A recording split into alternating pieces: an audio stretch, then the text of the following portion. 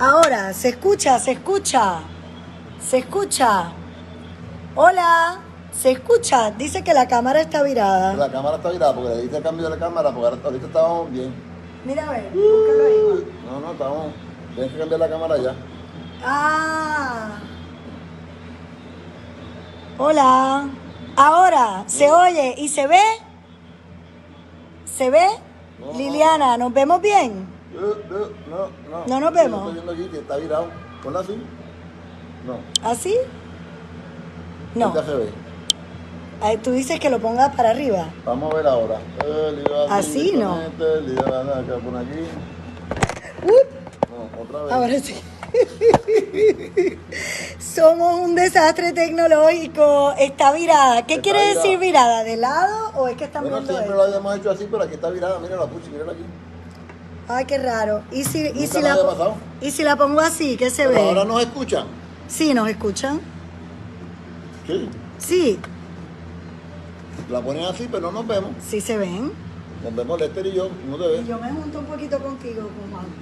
Nos vemos hacia Pintonado. Sí. Bueno, ahora nos vemos bien, pero no nos vemos bien. Yo me voy al lado de Juan, por eso del distanciamiento. Ay, Dios mío, mano, esta cosa la Bueno, tecnología. pero ¿sabes lo que es esto? Esto es pan del libro. para Vamos a empezar otra vez. Eso fue un ensayo. Yo me voy acá, Es que tranquilo. ahora a propósito, pucha, Mira, ahora ahora yo pucha, estoy vete aquí. allá, vete allá, ahora a propósito. Porque la otra vez que te fuimos a Lester en pan de libro, Lester no se vio en la cámara por nuestros problemas tecnológicos y teníamos problemas, estábamos filmando, grabando desde Cabo Rojo y también no había muy buena señal en el lugar, ¿no? Y se interrumpía mucho la señal y Lester no salía en pantalla por nuestros problemas tecnológicos y ahora nada, es broma, vamos a vernos todos. No, yo me puedo poner aquí, yo me puedo poner aquí. No lo vamos a dejar solito Yo voy a en la volver a pantalla. empezar. Yo voy a volver a empezar.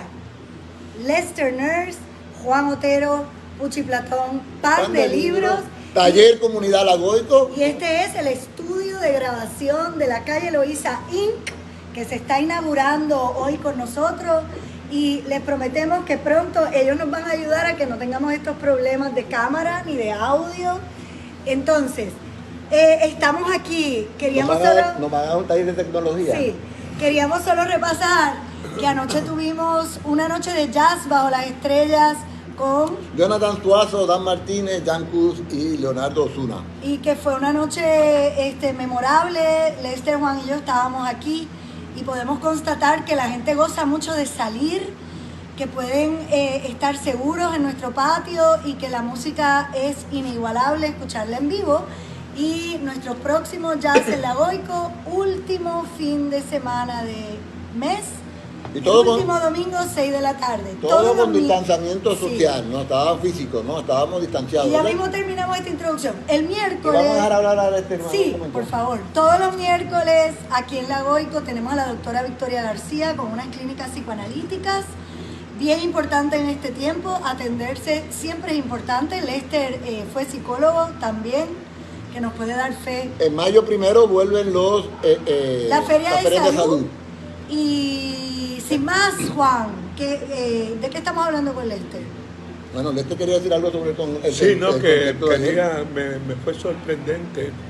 Primero la cantidad de personas que vino a observar, a escuchar el concierto, pero me sorprendió a sobremanera la calidad de interpretativa de los músicos y más todavía me sorprendió porque como que estoy viendo que de esa área de Puerto Rico y ellos de San Lorenzo, como dijeron, para mí fue sorprendente ver unos músicos con un esloveno, eslovaco.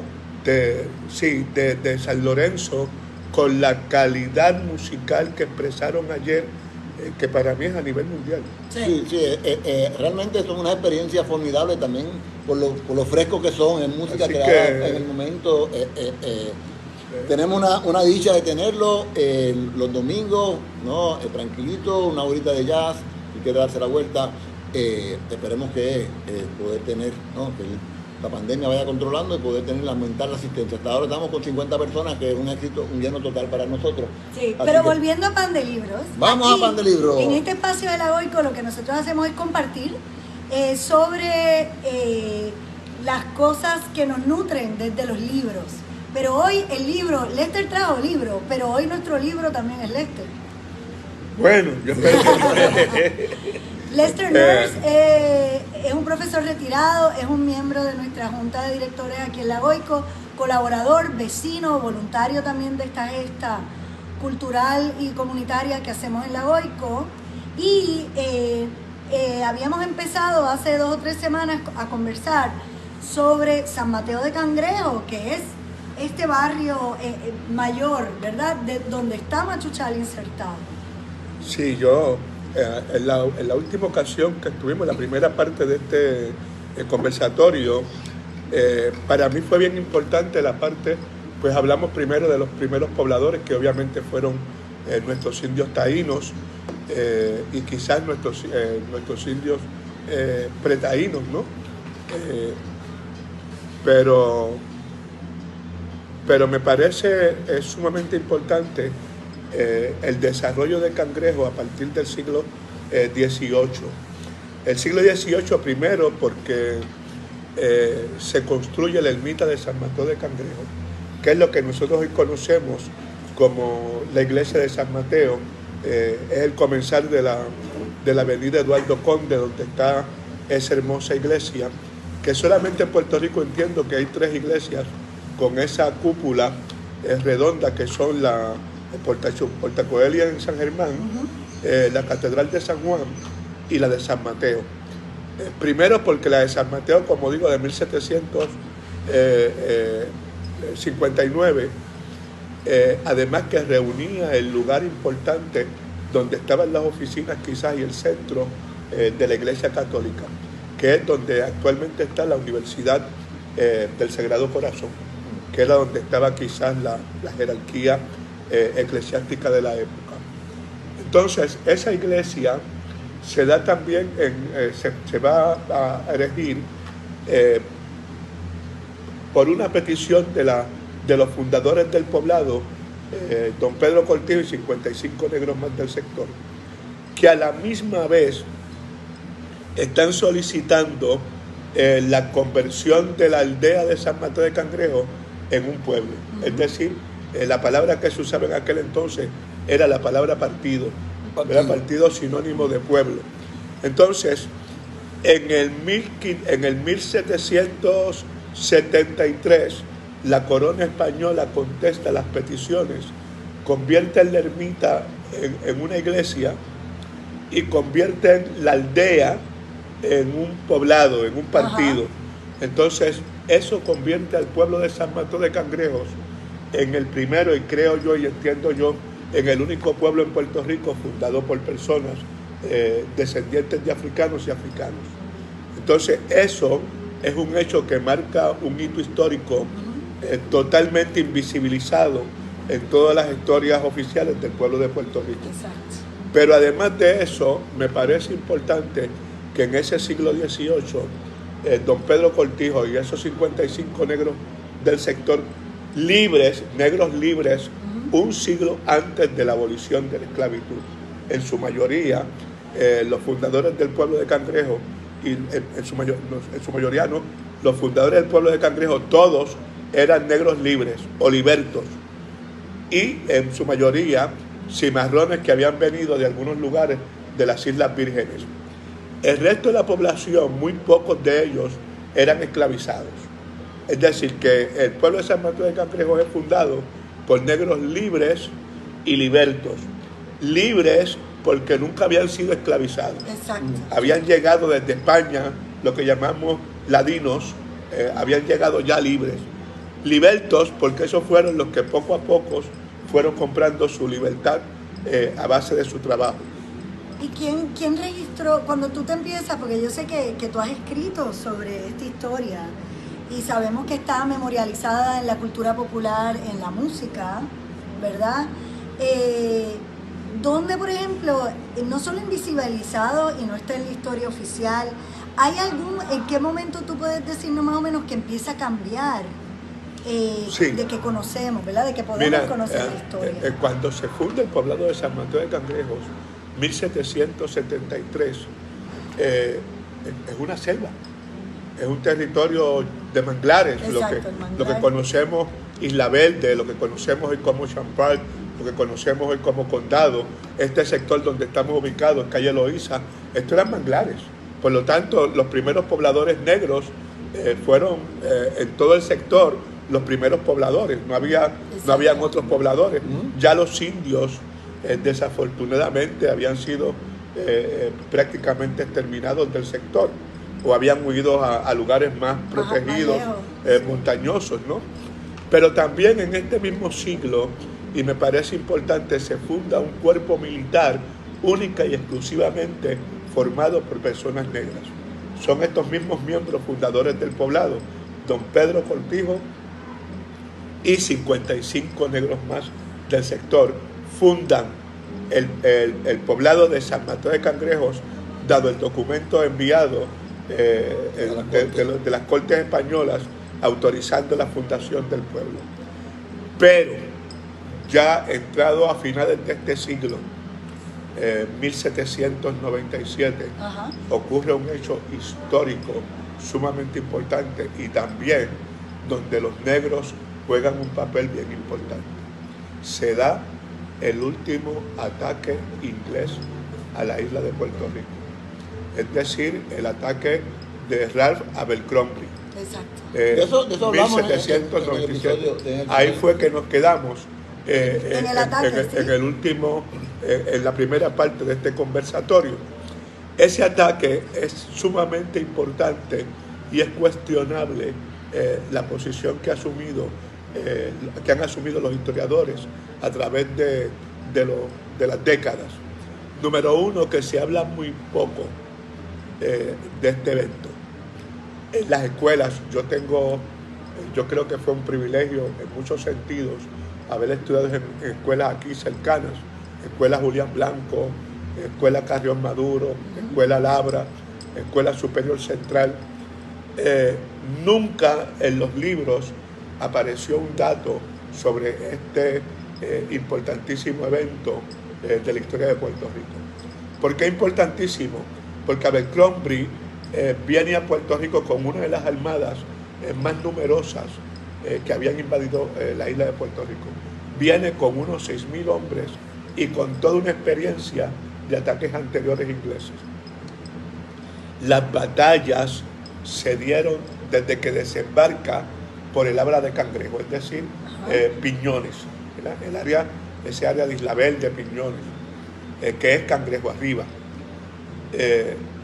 De ahí se encamina por los manglares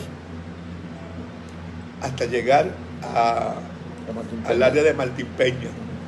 Y es en estas áreas, todas en el área de Miraflores, en Martín Peña, Seboruco, que es la parte alta de Cangrejo, es decir, lo que hoy conocemos como Avenida Eduardo Conde, ¿verdad?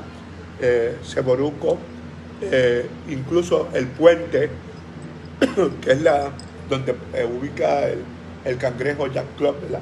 Esa área. Todas esas batallas se dieron en esa área, pero principalmente en las playas de Cangrejo y en Martín Peña. Tengo entendido que también eran muchas batallas tipo de guerrillas, que ellos se dedicaban a atacar precisamente a los ingleses que iban a buscar comida, a buscar agua. Sí, mira, los capturaban. ese es el elemento que nosotros hacemos énfasis. La historia no menciona absolutamente nada del ejército negro cangrejero ni de otros sectores donde vinieron negros a esas batallas. Número uno, la importancia de los negros de Cangrejo, de su milicia y de la milicia de Loíza, milicia también negra. Y para mí es importante mencionarlo porque esas milicias negras, número uno, eran las que mejor conocían el terreno. Claro. Porque habían vivido toda su vida en el sector. Número dos, en numerables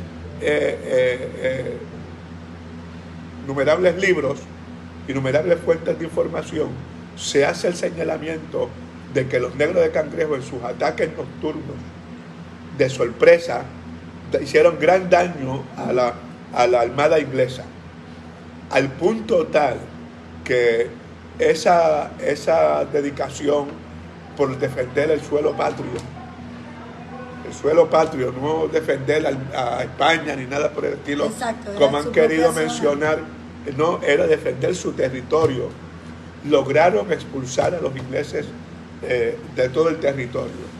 Una derrota que tuvo un impacto en todo el Caribe. Ese evento, para mí, quien mejor lo celebra es Catalino Cureta Alonso, ¿no? Vecino del área, quien narra, ¿no? Llamándolo la invasión de aquellos holandeses, pero no, obviamente refiriéndose a la resistencia inglesa, que es la que más registra ante la invasión de Abercrombie. Y vendiéndolo como testigo fui, ¿no? Como si fuera un testimonio oral que él ha recibido de los herederos, ¿no? Muy probablemente de los hijos, ¿no? De propio Pedro Cortijo, el fundador, ¿no? O herederos o otros ascendientes de Rafael Cortijo. Esta información, en ningún proceso académico en el que yo estuve en Cangrejo, nunca lo vi escrito en ningún lado, pero sí los mayores de mi barrio, amigos de mis abuelos, siempre hablaban de todo ese proceso. Y entonces para mí era bien significativo el orgullo que el negro cangrejero tenía del color de su piel. Cosa que para nosotros era bien importante, pero que poco a poco yo me doy dando cuenta que no en el resto de Puerto Rico, no todos los negros se sentían orgullosos del color negro de su piel. Incluso escuchaba a familias negras de otros lugares decir: yo no quiero que mis hijas o mis hijos se casen con mujeres o hombres negros para mejorar la raza, que era como un atropello al color. Entonces otros hablaban de su impotencia para enfrentarse al discrimen racial. Hay un libro muy importante sobre este asunto, un libro reciente, escrito por un querido amigo nuestro, el difunto Benito Mazón, que se llama Qué bonito me queda el color de mi piel. Y es un libro muy triste, a pesar de que el título es muy positivo. El libro es una narración personal muy triste sobre el racismo y sobre el impacto psicológico que tuvo ese racismo en él como persona.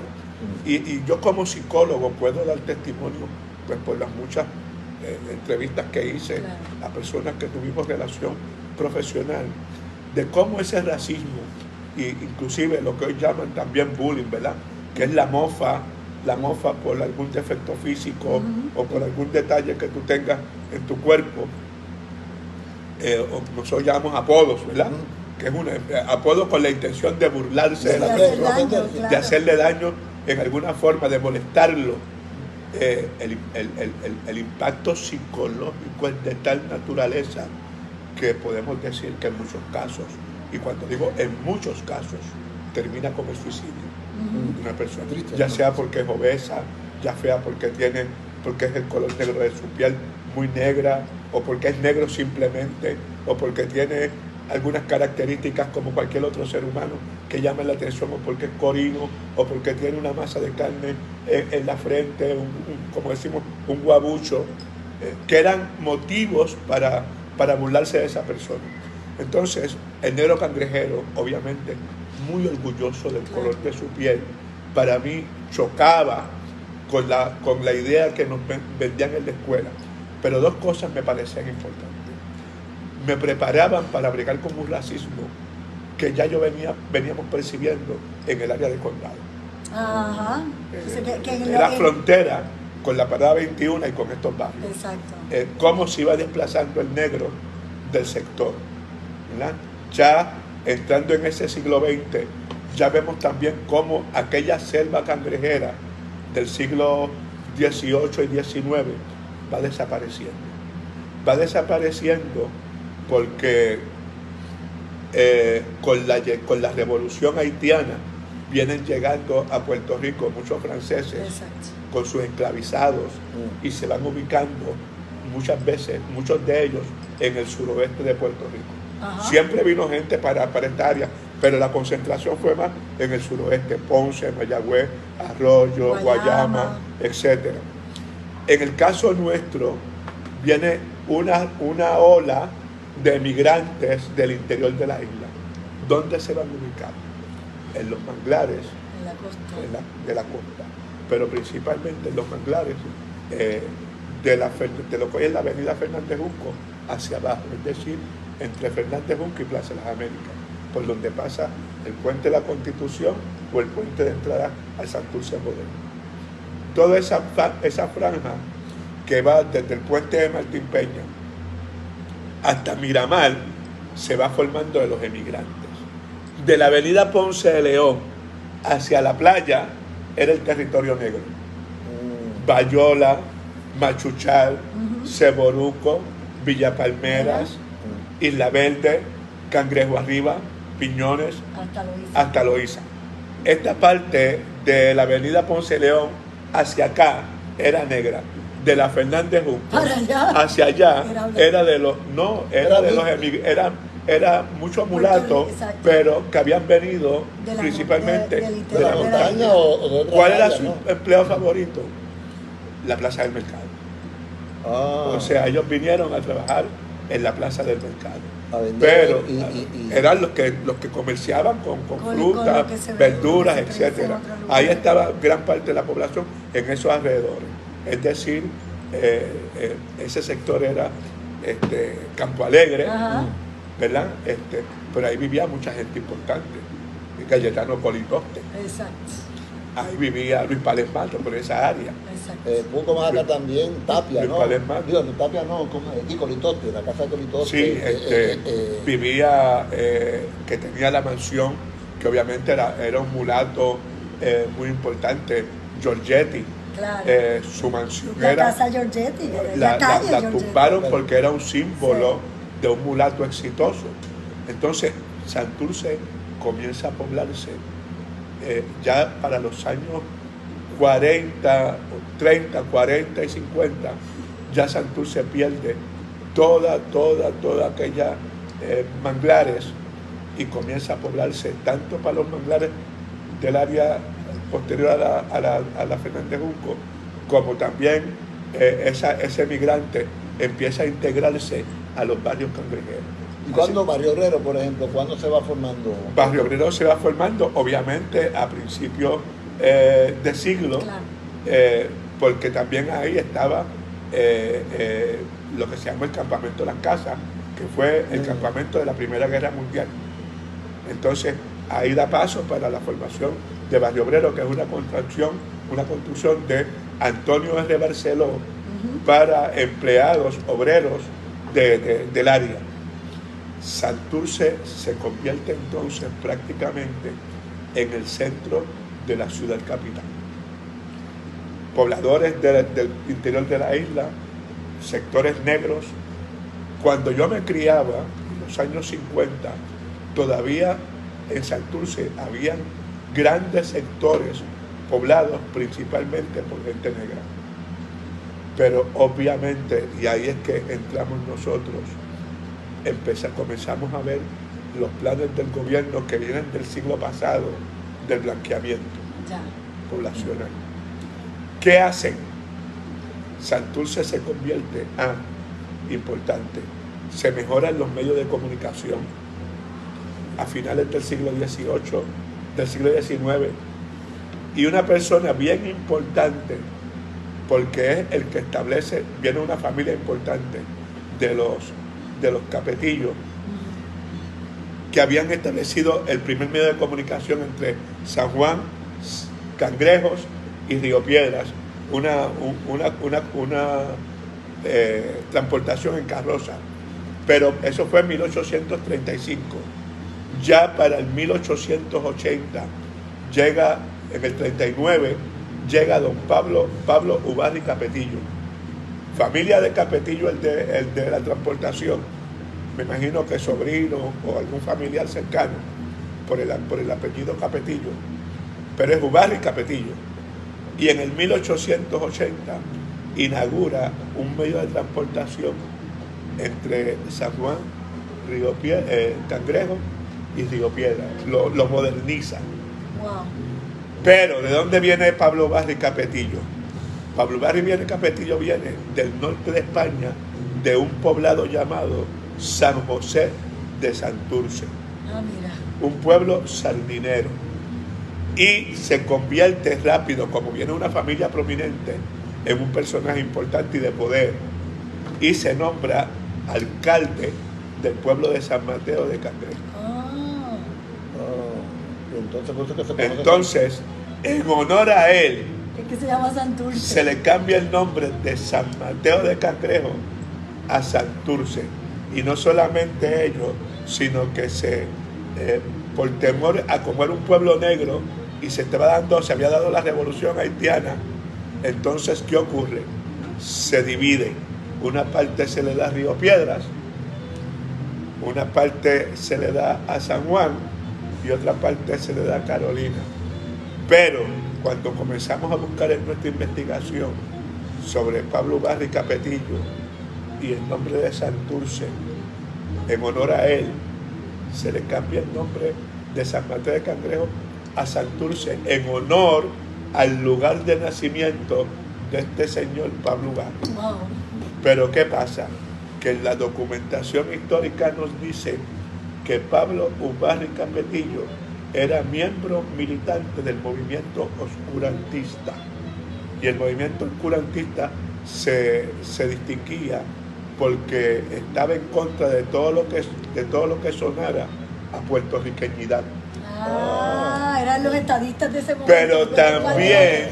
Pero también era militante de los movimientos racistas españoles. Wow. Por lo tanto, yo comencé a entender por qué los negros cangrejeros, la generación de mis abuelos y la generación posterior, jamás permitieron que se les llamara santurcinos.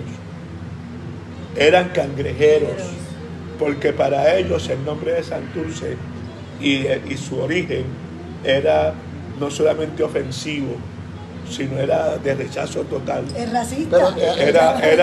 Era el homenaje a un racista. Yo te escucho y esta cosa, pero para mí este niño suburbano de Bayamón, Es que ese guau. Santurce eran los cangrejeros, porque era el equipo de pelota y el equipo de baloncesto, ¿no? Y eran los cangrejeros de Santurce, cuyos principales exponentes eran todos negros, ¿no? Roberto Clemente, Wilmer, Teo Cruz. Por eso, tanto en el baloncesto como en la pelota, siempre el nombre de Cangrejo estuvo presente, porque el nombre de Santurce fue bien pegajoso. Y entonces Santurce era el centro de la capital, en la avenida, que también quiero decir algo sobre ello, en la avenida Ponce de León estaban todos los mejores cines de toda el área metropolitana, aquí de la ciudad capital, las mejores tiendas de ropa también originales, Clubman, González Padín, pero también estaban los bancos principales, el Banco Original, Banco Popular, también estaban las ferreterías más importantes, Merino, García Comercial, Ferretería Europa, estaban los famosos nightclubs, el Club 22, el Charneco, etcétera.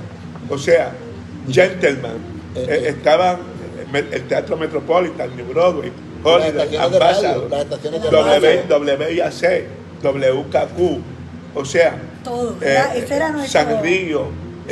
Santurce es el centro de la modernidad. Era el centro de la capital. Exacto. O sea, el viejo San Juan hacía un plano número 2. Pero además de eso, teníamos las playas de aguas cristalinas. Ahora, ese proceso evolutivo de blanqueamiento de Santurce, que es el experimento que viene del siglo pasado, de blanquear a Puerto Rico, van sacando todos los sectores donde predominaba la descendencia afrocaribeña.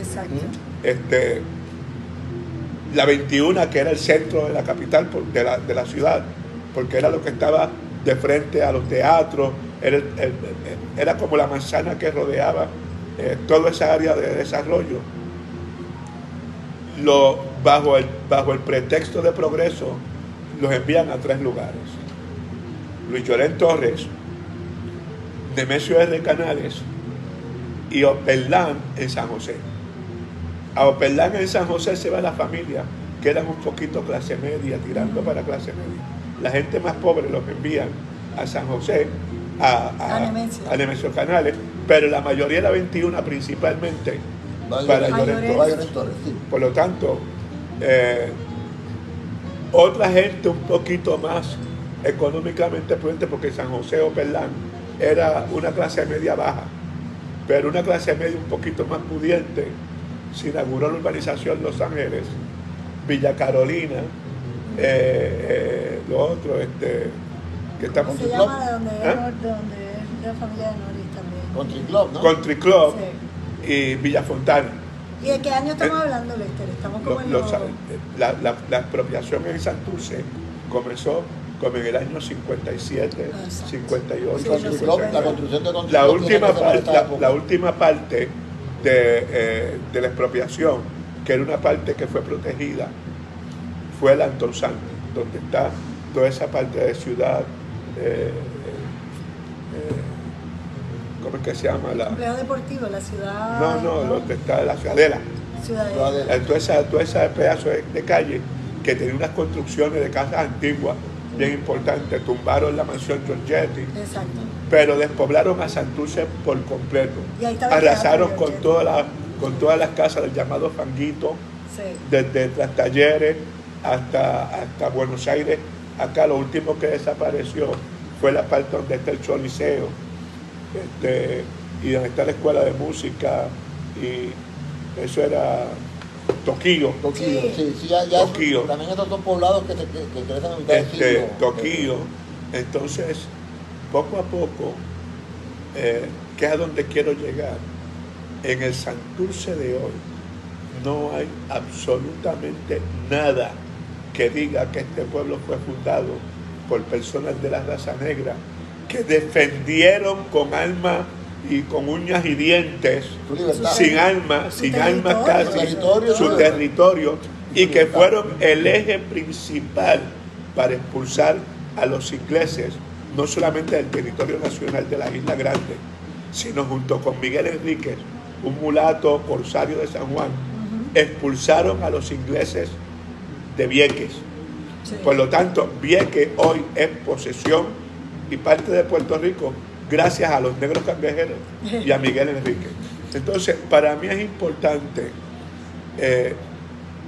que yo no soy historiador, pero llevo muchos años tras esta historia, darme cuenta que esta historia, no solamente la de San Mateo de Cangrejos, sino de otros lugares como puede ser Ponce Playa, San Antón en Ponce, Exacto. como puede ser la cerámica en Carolina, como fueron los negros de Loíza. Y fui descubriendo, porque también en este escrito, que es para mí de los mejores, uno, el de Juan Justi, que es exclusivamente sobre la invasión del 97. Vamos a decir el nombre de este se llama Piñones, sí se acuerda. Se acuerda. Esto fue la celebración de los 200 años de la invasión, que lo celebramos ahí. Pero también aquí, en este famoso libro, que es el de El País de los Cuatro Pisos, de José Luis González, Claro. también se hace mención, no solamente de la importancia de la invasión del 97 y el papel de los negros, sino que José Luis González dice que son los negros cangrejeros y quizás de los alrededores los primeros que comienzan a sentir el orgullo de ser nacionales de este territorio, de Puerto Rico. O sea, que los primeros puertorriqueños, Exacto. o los que se sienten puertorriqueños, definitivamente fueron negros, porque no tenían, como los descendientes españoles, una madre patria. Exacto. Entonces, yo siempre escuchaba decir en mi casa y en otras familias cangrejeras, España no puede ser nuestra madre patria, porque España nos trajo como esclavizados. Si alguien lee el Código Negrero de Juan Prim, se da cuenta que el español contra los esclavizados y con los negros siempre fue maltratante. ¿Cómo iba a ser nuestra madre patria? Por lo tanto, por cuestión lógica, la madre patria de cualquier negro, Sí. o cualquier afrodescendiente, independientemente del color de la piel, tiene que ser África. Claro. Claro. O sea, Pero lo que dice José Luis González es que no tienen el vínculo directo y por lo tanto te va perdiendo. pero la obviamente memoria y ha habido. todo lo que ve es el futuro, ¿no? El Pero futuro la- de ellos está aquí y la defensa. No, de y la no tiene memoria que se comprueba. había perdido, que se está rescatando por la educación que se nos ha venido dando. Lester, Porque Puerto sí. Rico ha pretendido ser la única isla del Caribe predominantemente blanca. Exacto. Y Entonces eso ha sido terrible. nosotros, por ejemplo, desde el punto de vista a veces del performance o el teatro, que trabajamos mucho sobre lo que es la invención en el momento, la gran creatividad e imaginación que hay de tener un poco que inventarte un origen, porque no es dado. África es una África mítica, pero igual esa idea de que uno es el guerrero o la guerrera que pudo proteger un territorio que en ese momento es esta locura de fuerzas que vienen los ingleses, o sea, esta es la depredación del Caribe. Tú has venido, lo genial aquí es que has venido atando ese hilo de esa relación entre lo esclavizado y la libertad, y cómo uno es Y la libre defensa del en una patrimonio, batalla, ¿no? ¿no? La Y defensa como del eso. territorio. Es la bien- resistencia y también, bien porque el modo que importante, hicieron la fíjate, algo batalla. que yo he notado cuando he buscado en el archivo histórico, en la cantidad de libros, nunca se menciona a la mujer negra. O sea, y yo estoy segurísimo, porque he visto, por ejemplo, fotos de militares negros con su uniforme, con su cosaca y cosas. Yo estoy seguro que las costureras eran mujeres negras. Estoy seguro que mantener un ejército, alimentarlo, las cocineras de ese importante sector, factor que es la alimentación, eran mujeres negras. Yo estoy seguro que muchas de ellas también participaron de alguna forma de otra en Seguro. la batalla. Oh, ¿no? seguro, Sí, seguro. sí, sí. Pero, Pero- sobre todo esta cosa de noche que uno manejaba No, los no, mosquitos, seguro, el calor, seguro. ellos no, los ingleses. Y el lleva y trae de la mujer que es menos sospechosa. Eso. O que puede servir inclusive al militar Sí, no. europeo. Yo creo que hay que hacer justicia también. Pero es en interesante ese indagar sentido. en todas esas memorias, ¿no? Porque como muy bien lo recoge la canción de Tite, ¿no? Testigo Free se llama la canción. Lo ve como un testimonio, ¿no? Como algo que ha sobrevivido oralmente Como tú dices, en tu misma en la familia. familia, ¿no? No, y para mí fue, mira, por ejemplo, mi abuelo, don Nicomedes Allende, nació en el 1885. Pero entonces yo encuentro un documento del papá de mi abuelo, Wenceslao Allende. Así que Wenceslao debe haber nacido a principios del siglo del 1800 o a finales del siglo X. Entonces, pero bien importante, porque cuando leo el artículo de Juan Justi, pues yo participé en este comité, que Juan Justi, una excelente investigación, y yo siempre lo digo como la de Gilberto Aponte Torres, otro gran investigador que nos sirvió de base para nuestro trabajo, aunque con diferentes enfoques, como también la de el libro de Sepúlveda, ¿verdad? Que son bien importantes, Aníbal Sepúlveda y Jorge Carbonell. Sí, que Jorge es arquitecto. Sí, son Creo, arquitectos. Santurce, historia ilustrada de su desarrollo Entonces, urbano. son lecturas que para nosotros han sido guía, pero también fíjense que hay un dato bien importante que yo me doy cuenta de la invisibilización cuando encuentro un artículo de este gran historiador, Fernando Picó, ¿verdad? El bicentenario olvidado, lo que nos dice claramente cómo toda esta historia de la aportación negra a la defensa de Puerto Rico y a la defensa de Vieques está invisibilizada. Claro. Entonces nuestro trabajo es sacar de ese mundo de la invisibilidad toda esta historia y que comience a formar parte de la educación no solamente del sector, sino de Puerto Rico, porque Puerto Rico tiene gente negra en todo alrededor de la isla, claro. y afrodescendientes en toda la isla que no necesariamente son de piel negra, ¿verdad? Que pueden parecer y pasar por debajo de la mesa como gente blanca, pero que no lo son. Entonces, a mí me parece que eso ha sido una tarea de yo comenzar a estudiar la historia del sector, pero obviamente he tenido que también meterme en una historia más general, darme cuenta de cuál ha sido el prejuicio, por ejemplo, y algo que yo he hecho énfasis muchas veces, para mí, como cangrejero, como negro, que me siento orgulloso del color de mi piel, para mí es bochornoso que la avenida principal de San Juan, ciudad capital, lleve el nombre de Juan Ponce de León. Sí. Juan Ponce de León fue un traficante de esclavizados. Como tal, abusador. El que tuvo esclavizados, obviamente, fue un abusador. Además de ello, intervino y participó en la casi desaparición de nuestros habitantes originales, es decir, nuestros indios taínos. Casi los exterminaron, y digo casi, porque sabemos que todavía en Puerto Rico hay en ciertas áreas muchos descendientes directos de nuestros indios taínos, pero casi los desaparecieron. Y Juan Ponce de León tuvo una gran responsabilidad en ambas cosas. Yo me pregunto, ¿cómo una persona que traficó con esclavizados, cómo una persona que dirigió la matanza de nuestros originales, nuestros habitantes originales, tenga escuelas a su nombre, tenga cooperativas a su nombre, la avenida principal de la ciudad capital lleva su nombre?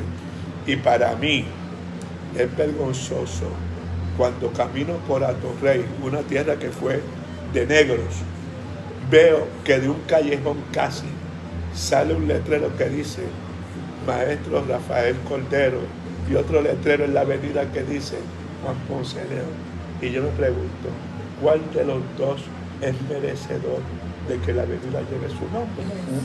O Juan Ponce de León o el Maestro Cordero. No hay un monumento al Maestro Cordero en San Juan, pero que lo aprendí y se lo agradezco siempre a ese gran historiador que es Juan Justi.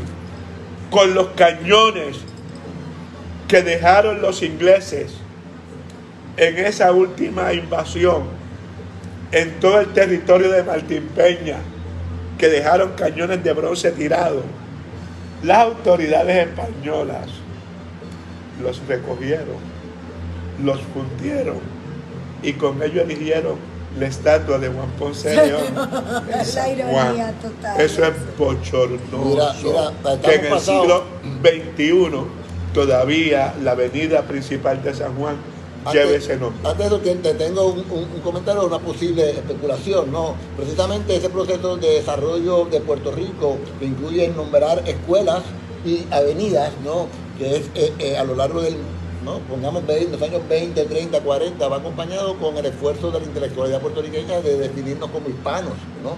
Si somos hispanos, y es donde esa negación de los afros. de los afros viene, porque también viene una romantización de lo hispano para y presentarnos como una nación hispana. No somos afrocaribeños. Sí, y es curioso, ¿no? Porque entonces la poesía de Luis Palés Mato, ¿no? Es como un pájaro raro, sí, ahí, sí. ¿no? Porque no encaja en la visión, es como que... Pero fíjate que para mí sí, porque dos cosas. Luis Palés Mato viene de Guayama, que es un pueblo fundamentalmente con una población negra bien grande. Y segundo, porque se muda para Cangrejos, que tiene una población en ese tiempo, una población con unos barrios negros, con una cultura afrocaribeña bien fuerte. O sea, mi niñez es de los años 50. Sí. Y ese cangrejo que yo viví, años 50 y 60, era un cangrejo bien negro. O sea, incluso me percato del racismo por dos cosas. Por ejemplo, San Juan tenía un carnaval espectacular, sí, pero era un carnaval totalmente dividido racialmente. Sí. El carnaval de los blancos era la reina de condado, tanto adulta como infantil. Y el carnaval de los negros, no le decían carnaval, no le decían la reina de los negros, la reina de los artesanos. Pero ¿cuál era la del show y la de la prensa? La reina de condado. Claro. La reina de condado tenía su fiesta, ¿dónde? En el Casino de Puerto Rico. La reina negra, adulta e infantil, tenía su fiesta en un lugar en San Juan que se llama de la Acción Cultural. Toda la publicidad y la importancia se le daba a la reina de condado, pero eran un carnaval claramente definido, un bando blanco. Vamos a mirar en esa cosa cómo se van a intersecar las cosas, y lo quiero mirarlo desde la perspectiva de la música, ¿no? porque precisamente Cangrejo no es un poblado de una larga y profunda tradición musical, ¿no? Sí. Y muy fuerte, esos bares, ¿no? Esos centros nocturnos, esos y nightclubs los y teatros.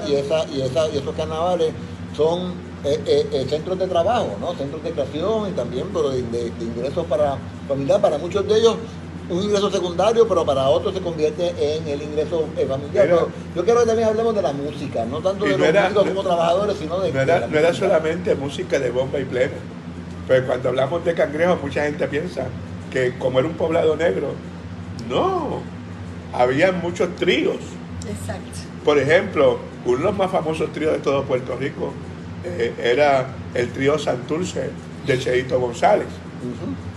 El Santurce Serenadel, que era danza con un compositor que había llegado de Guayama como Pales Mato y como Tite Cures Alonso, Sí, y que es don Ernesto Vigoró, el que fundó la Escuela de Música de Llorén Torres, de donde sale ese famoso saxofonista que ustedes escuchan aquí, Miguel Zenón. Miguel Zenón, sale de la Escuela de Llorén Torres, fundada por el maestro don Ernesto Vigoró, un guayamés que viene joven a Santurce, se queda en Santurce, se cría, se casa en Santurce, se vive en Santurce, muere en Santurce. Y yo fui a dar una conferencia en Guayama sobre él, y en Guayama no lo conocía nadie. Imagínate. Y está enterrado en Santurce, porque su familia fue de aquí. En cambio, Fue el que escribió el son de Santurce que canta Andy Montañez. El son de Santurce que empezó en nuestro nuestro diálogo playlist de hoy, que es bello porque delimita dónde son los barrios de Santurce, ¿no? Esa bella Y don tierra arrollada Ernesto, por don los Ernesto mares. Vigoró, que era, yo siempre digo que era un guayamo cangrejero, ¿verdad? Porque esa gente vino aquí y se quedaron aquí y eran tan cangrejeros, pero siempre reconociendo que su lugar de procedencia había sido Guayama, Y Andy. igual que Tite Curé. Y Andy, que Trastalleres. Trastalleres, que esa migración entonces Seguro, anterior. sí. Pero, ¿y Tier? De Mayagüez. De Mayagüez. Eh, Pero ¿cuándo llega a Santurce? Joven. Joven. Itiel de Mayagüez. Otro plenero importante, cangrejero, don Emilio Escobar de Mayagüez. Pales Mato de Guayama, don Ernesto Vigoró de Guayama, Tite Curet de Guayama. En Santurce vino mucha gente de Guayama y de Mayagüez. Pero hicieron vida en Santurce y su familia nació y se crió Aquí. en Santurce. Mira, Lester, esto da como para el mes que viene seguimos Pero para el entrar celular a está la... diciendo low battery pussy. Sí, por eso, pero y que nosotros solemos dejar las cosas en 3 puntos suspensivos. Lo que yo quisiera es, nosotros siempre nos gusta terminar juntos con un poema que vamos a compartir ahora, que trajo Lester. Espérate, pero antes de eso, yo sé que Lester, toda esta maravilla va a ser un libro, ¿verdad, Lester? Porque yo lo he visto en artículos por separado.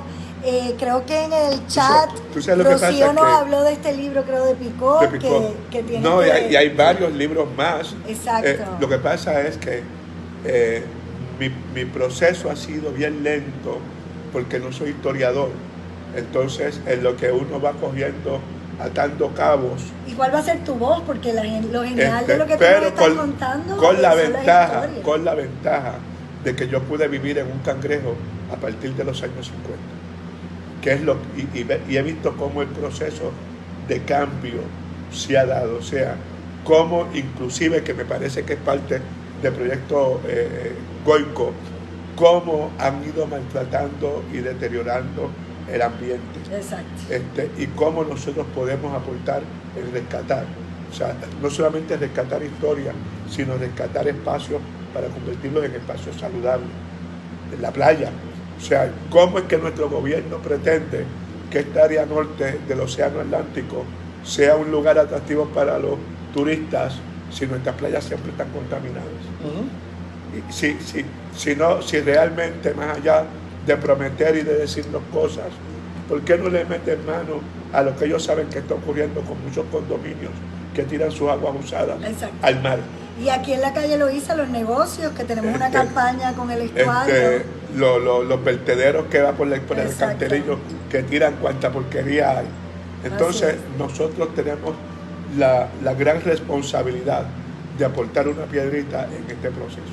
Y obviamente yo estoy pasando, y lo digo sin que me quede nada por dentro, mi jubilación y haberme integrado al proyecto Goico es un espacio que yo respeto y quiero mucho, y en lo que pueda aportar. Pues, y nosotros encantados, yo que soy el recién llegado, ¿no? el bayamonés, ¿no? De estas migraciones de padres de Vega Baja, pero mi madre era de Santurce, ¿no? Y yo soy de los que llegaron en el siglo XX, de yo llegué, mi familia llegó acá a la Poincaré, pero de Colombia, de Cuba, o sea, era obviamente por eso mismo, porque era un centro de trabajo. Pero además que mi padre viene de Barbados.